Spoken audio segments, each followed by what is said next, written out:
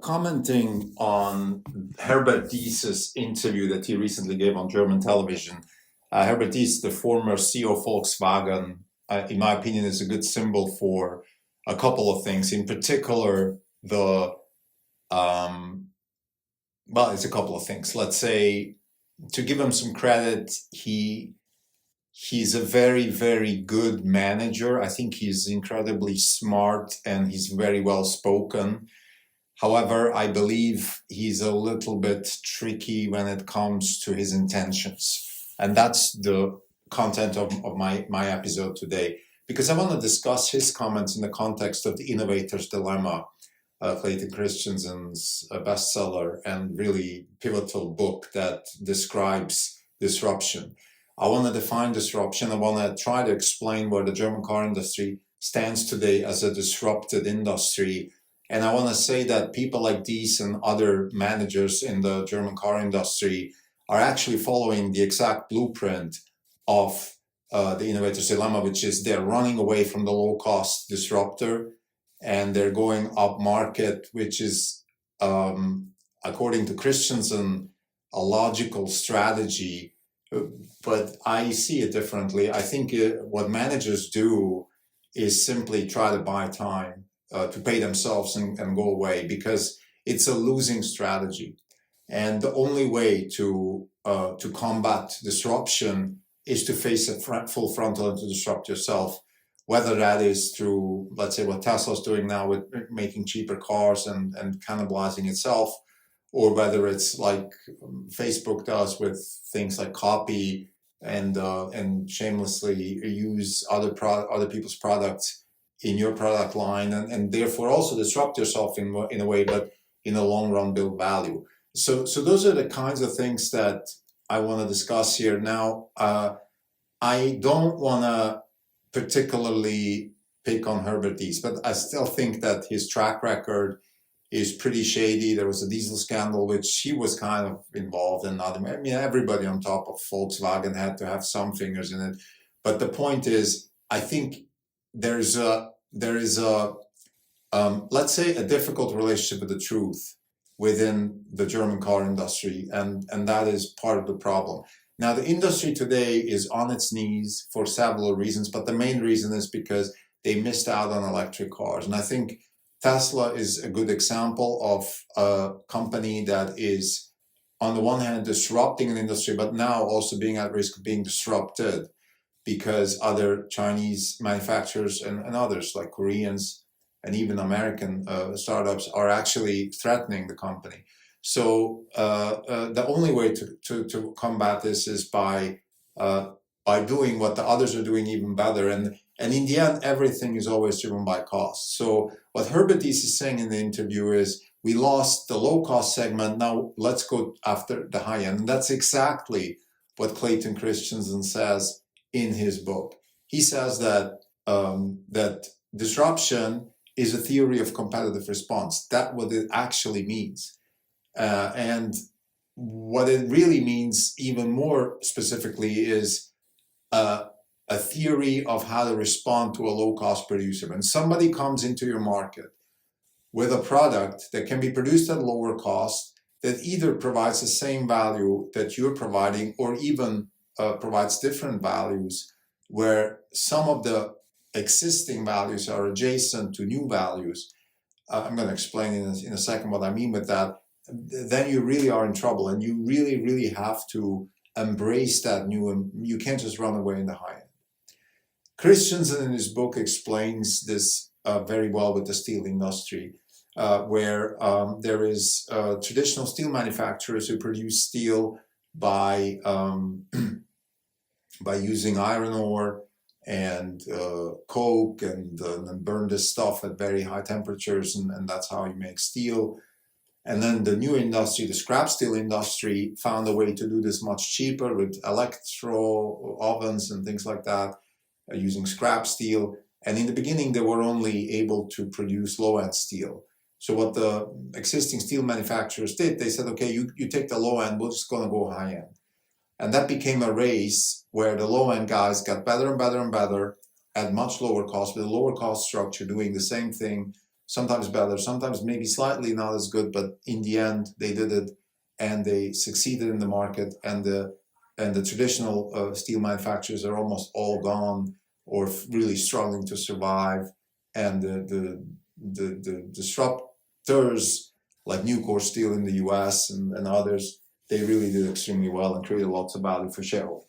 So the same thing is happening with Tesla. Tesla came into the market with a new cost structure, a new car that is based on electric batteries and electric powertrains, and that allowed Tesla to price a car roughly the same as others and provide much more value at lower cost, and therefore gain market share. Now, what the German car industry did, according to Herbert Diess, was they tried and couldn't do it and this and that, but what he's proposing now is to go up market. And I think that's exactly what Clayton Christensen is recommending in his book, or excuse me, he's not recommending, he's saying that's what managers typically do.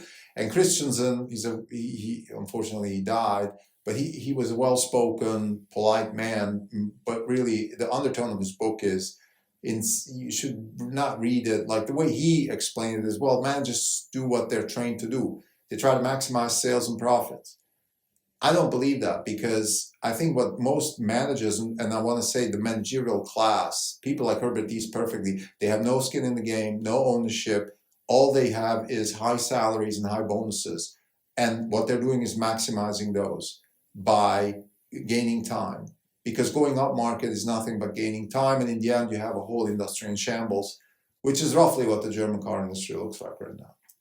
So now let me ask a bunch of fundamental questions. First, what exactly does disruption mean? Like, as Christensen says, it's a theory of competitive response. So disruption is not something you do like in terms of like, oh, I started a company to disrupt an industry. That's stupid. You only have disruption if the competitive response looks in a certain way. And the way is exactly that, where you have incumbents first refusing to acknowledge the new commerce, then saying the cars are not, the products are not so good, and then eventually accepting it and going up market. That's what disruption is. That's exactly what happened with Tesla. And that's what's happening to some extent now with the Chinese manufacturers. People are saying, well, their cars are not so good, their software is not so good. Even we here at Orange Capital Partners sometimes say that. And we have to ask ourselves really hard questions about the disruption that is possible now towards Tesla. And what I mean with that in particular is that the way we see Tesla as it's an energy company with products in transportation and energy storage. The transportation part is a software-defined car, and that entails two big software components. One is the AI that drives the car, the other is the operating system that operates the car.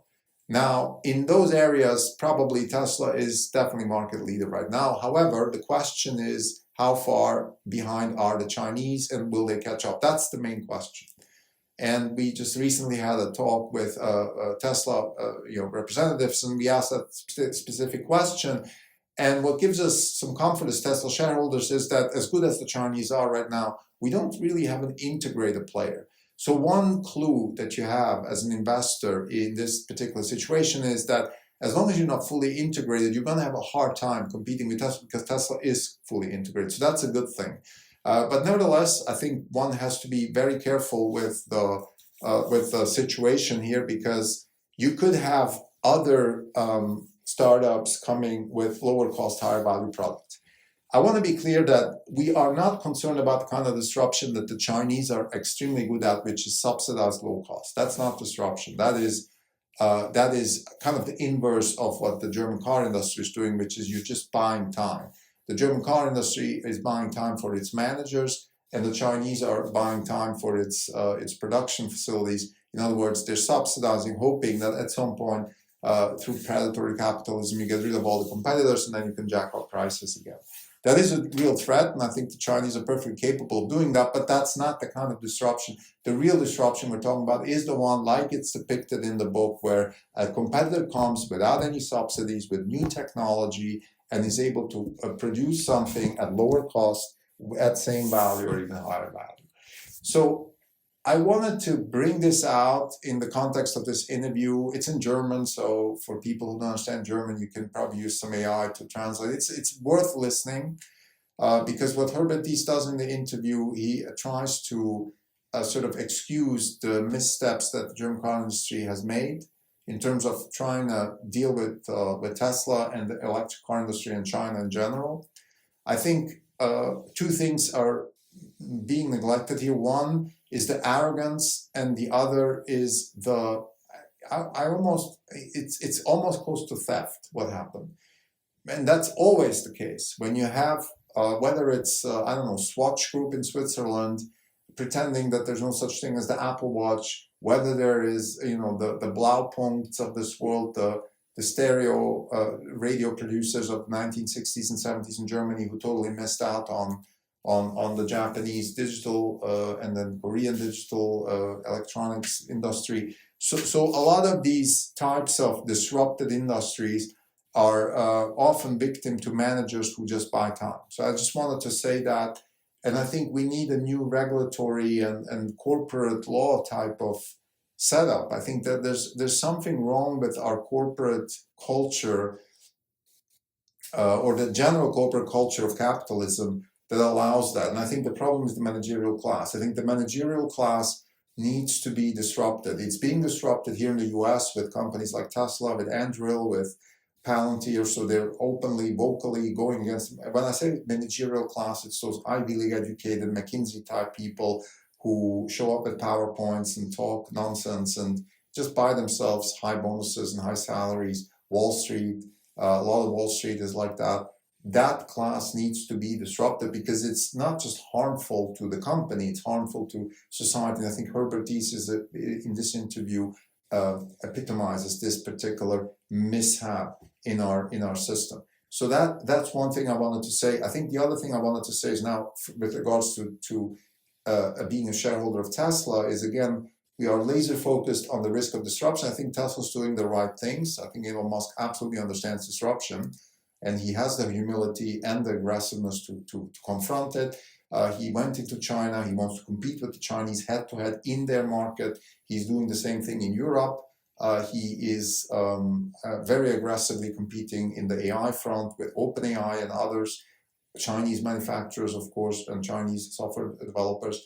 And he is building a fully integrated company, which I think is the best way to shield Tesla away from the risks of disruption. And also having the full integration, by the way, does not just allow for low cost, but also for high agility, which is very important. Thank you.